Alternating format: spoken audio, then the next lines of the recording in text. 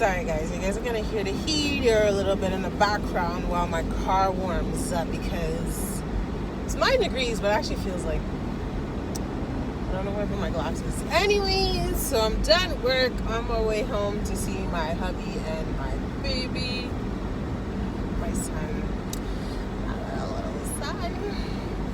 Today was a good day. It was a productive day. Thank God for that.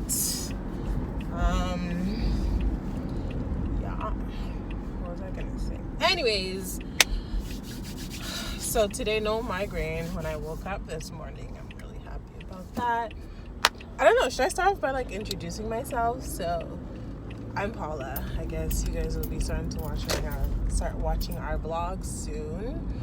So I tend to talk a lot. Okay, so are you guys one of those people that like talks to themselves in the car? I talk to myself.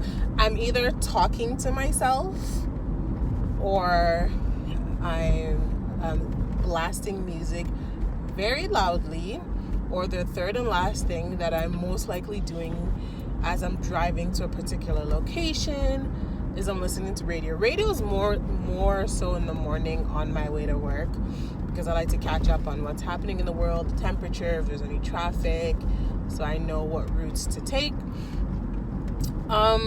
But yeah, so I'm Paula. I'm a wife. I'm a mommy of my precious little son. Yeah, I'm an educator. I work in daycare.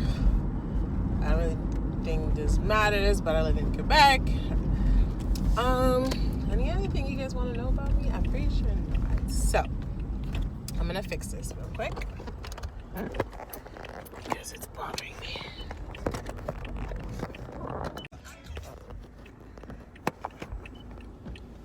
Oh, we got something functioning here, guys. What did I just do? We got some situation. Woo-hoo. Okay, so I figured, anyways, guys, listen. COVID is here. Your girl's hair is normally done. It's not, but you know, my hair is natural and it's cold outside, so I'm not too keen on doing my hair in a salon. I don't feel comfortable in going into a salon right now with everything that's happening. I know that they take the extra precautionary measures, but I'm just a little eerie about it. And also another thing is, like, I'm really capable of doing my own hair, but there's just one particular hairstyle that I really want to try. It's called passion twist. I've watched a couple of YouTube videos on that, so I don't know if I'm gonna do it this weekend or next weekend, because this weekend we wanted to go check out Illumini.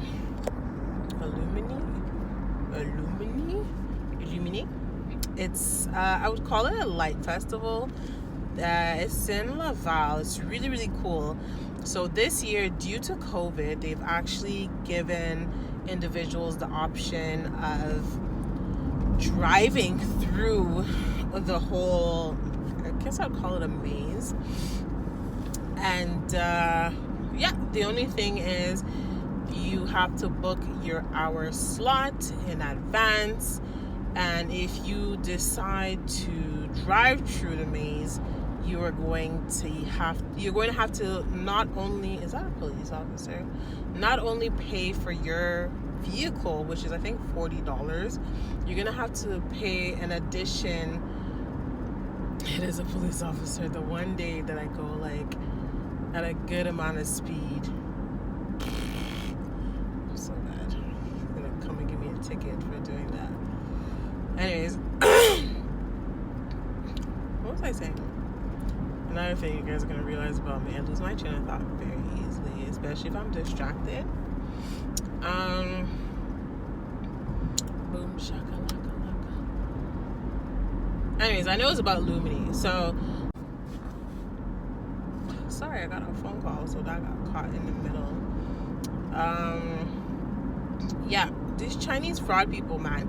You know, You know what they do now? It's so annoying. They'll call you with like actual 514 numbers, so you'll pick up, and then it's like really annoying. Anyways, so Illumini. So now they have this thing this year. I think it's their third year. Actually, honestly, I'm not really sure. So what it is if you decide to take your car, you're gonna have to pay $40, and then you're gonna have to pay for each individual in the vehicle. So, I mean, if we want to be environmentally friendly, it's better to walk. How long will it take you to walk throughout the whole maze? I don't know. But then at the same time with COVID, I'm not sure if I want to be in direct contact with other people, right? When you're in your own car, you're kind of secluded to the air within your car. So, I don't know how I feel about that, but whatever, it's life. So we wanted to do that because last year, every weekend, me and my husband and I were like, we're gonna do it, we're gonna do it, we're gonna do it. Did we do it? No. And it's 2020. And if I'm not mistaken, their last weekend last year was around November. I remember because we passed by it at my sister's birthday. I think it might have been New Year's. Yeah. Anyways, it's whatever. We didn't end up going, but this year we've made it. We've made it a priority to be going. We wanted to be doing a lot more activities as a family because we tend to just lounge around the house on weekends and do nothing productive with our time. And it's like, especially now with COVID, we really realize how life is short and life is sweet. So, spend those quality times, build memories together. Especially since my husband actually just came last year. He relocated to Canada. So, we want to do so many things this summer, and due to COVID, we weren't able to do anything or do what we would have really wanted to do. So, because when he came, winter hit, and then, well, obviously there's not much to do in winter. So we're like, and he had just started a new job, so we're like, he didn't really qualify for any vacation time either. And here, most of the time, people take vacation during the summer, so it's better to bank all your hours, take vacation in the summer. Fine. Summer came along. Anti-COVID was like, no, sorry guys, y'all not going anywhere. So it was okay. We stayed home. The only thing that we did get to do was, how do I say it? We celebrated our honeymoon because our wedding anniversary, our second year wedding anniversary, because last year we weren't physically together. So, and I wasn't able to travel, so we didn't get to spend our first anniversary together. So we made sure we took the time and did that.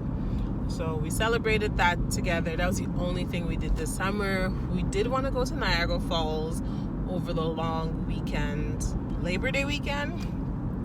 But it was around the time that the cases started spiking back up. So we're just like, is it really worth it? And what if, the hotels and then restrictions, and because when the first wave started, they were very particular about moving from one region to another. They even had barricades, and they would check if you had a valid reason to be traveling from one province to another. So we didn't want to have to face a circumstance like that where we have booked everything and then they're like, Missy Legault's like, sorry girlfriend, this is not gonna happen. You are not allowed to travel, and we would have lost way more money through that. So we just said, okay, it's fine. We'll just have to do it another time. God willing, when COVID leaves and everything's a little bit more stable, we will be able to do that.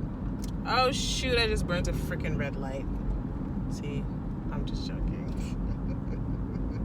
It wasn't red. Cut that out, Richard.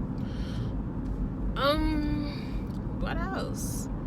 So there was that, and then saw Illumini. But this weekend, I actually have to help someone move this weekend. So, I don't know. So, back to the hair situation. Now that I've turned the whole circle around the earth and back, I don't know when I'm going to be able to do my hair. So, but I really do want to get a treatment done. A hot oil treatment. My hair responds very well to those. So I'm just like, hey. You know, and I feel like now due to COVID, like everybody has hijacked their prices like super high. Which makes it, it's fine, I get it. They're having less clientele come in because, you know, people are scared and it's a valid reason to be scared. It's COVID times. But at the same time, I find it unfair for those customers that we would have to pay an extra $20 due to the fact that some customers are not coming in, so what we have to pay for. Anyways, there's this one particular salon that I really, really like. It's called, I forget its name, but it's a really good hair salon, and they really mastered natural hair. So I'm probably gonna book with them. I've done my hair twice with them before. So the first time I did a curl enhancer, beautiful. And then the second time I did a treatment. Okay, so both times I'm pretty sure I did treatments, but it's the end result that was a little bit different. So the second time I think I did like 2 cornrows or something. It's affordable, you know. It's a good price, it's affordable. And one thing that I like with them is the price of, like, let's say you want to braid your hair. In that price, she includes the price of the braids, like the actual hair that they're going to use to braid your hair with. So I found that like super cool. I did bring my own hair. I brought my own hair only because I had that hair for a while, and I don't know if you guys know, but hair actually expires. That's why sometimes when you braid your hair, it's like super, super itchy. So I was like, So I brought my own hair, but now I'm not sure what I want. I don't know if I want to do passion twist, if I want to go and just do my natural go-to hair, which is kinky twist. I can't deal, and I can't stand to sit down for more than 4 hours to do my hair. Like, I have zero patience. I think it was after I gave birth that I was during my pregnancy. So during my pregnancy, I did a lot of hairstyles that were quick, or I went to hairstylists that were quick. If you made me sit in your chair for more than 4 hours to get my hair done, best believe I was not booking an appointment with you ever again. So, I don't know why I did that. My hair is itchy. So, what did that say? Yeah, so during my whole pregnancy, I think I did like cornrow updos, which was just practical. And I used to do a lot of long box braids. When I mean long, I mean like till my butt. But nowadays, I don't have the patience for it, and I have an 18-month-old that loves pulling hair, you know, babies and kids. So I was just like, is it even really worth it? Plus, I work in daycare. Kids are going to be all up in there. And COVID, you have to be washing your hair. And then my hair actually has a tough time in the cold. Okay, so that's why I'm looking for a protective hairstyle that I can do quickly. And I'll probably just end up doing my own hair, to be honest. But I really want... I did not sleep well last night, okay? Let me explain to you what happened last night, okay? My lovely son, that I love so much, that I share my bed with him, okay? That's how much I love my son. Does not allow me and daddy to sleep. I think I woke up and my husband, it was like maybe like 5, and my husband's already on the couch. My son has his own bed, but he always ends up in our bed, okay? Why? How? I don't know, but he just always ends up there, and he always finds a way to make sure he comes in between me and his dad. So by the time you wake up, my husband always catches my son's feet in his face. feel so bad for him sometimes, the poor man. Oh God, I feel so bad for my husband. My son always ends up with his foot in my husband's face. So I'm not bad. I get his head in my back because I sleep on my left side. And I'm just like, we're going to have to do something about that because I love him to death. But these days, my back is starting to hurt all over again, and I'm just not down for that. So we got to find a way to get my son to sleep in his bed again and to sleep all night. He's never been, mind you, he's a breastfed baby, and I'm going to have so many people tell me like, my son has just never slept through the night. He breastfeeds still maybe twice, max 3. If it's a rough night like last night, because when we picked him up from daycare, he fell asleep, and mind you, he goes to my mom's daycare, so she ends up bathing him. So it's like if he showered, we get home, he was not waking up, and I wasn't gonna wake him up because at that point we had gotten there really late because we had something else to do prior to that. And by the time we got home, it was like almost 7, and his bedtime, mind you, is between 7:30. So he was already sleeping, so he hadn't eaten supper, and I wasn't gonna wake him up because forget it, if you guys have kids, if you wake up that child, that's it. Like, we were gonna be up until 1 a.m. and I was not down for that.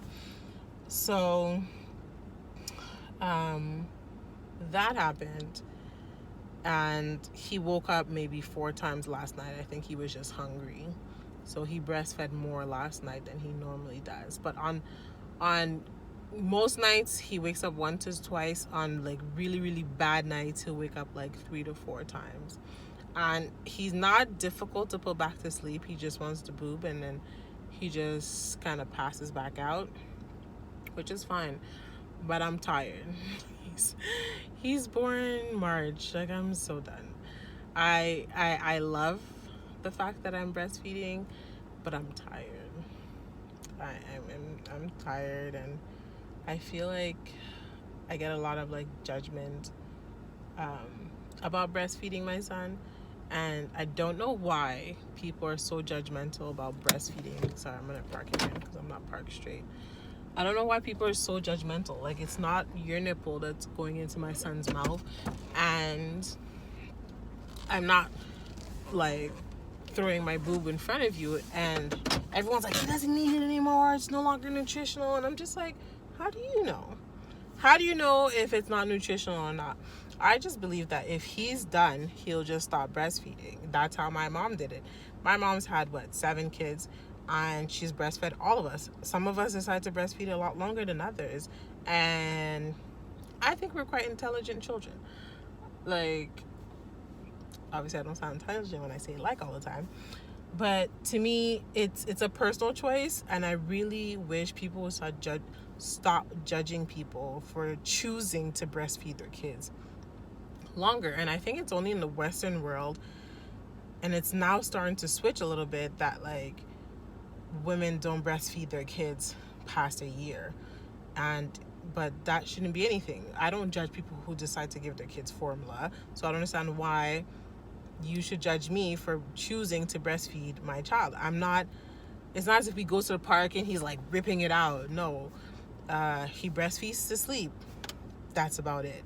So leave me alone with the breastfeeding. My husband laughs at me because he thinks that I'm gonna breastfeed my son till he's about 4. He shouldn't talk because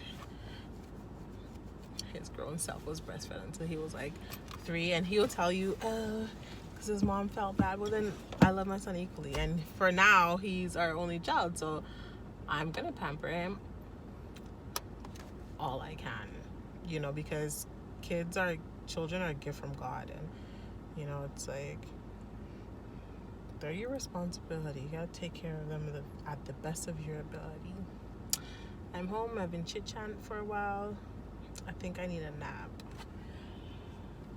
I've always been a napper. I love napping. Napping are the joys of my day when I know it's nap time. Like, yes, thank you, Jesus. And school's over, so traffic's about to start. And Anything else that I want to say? Nope.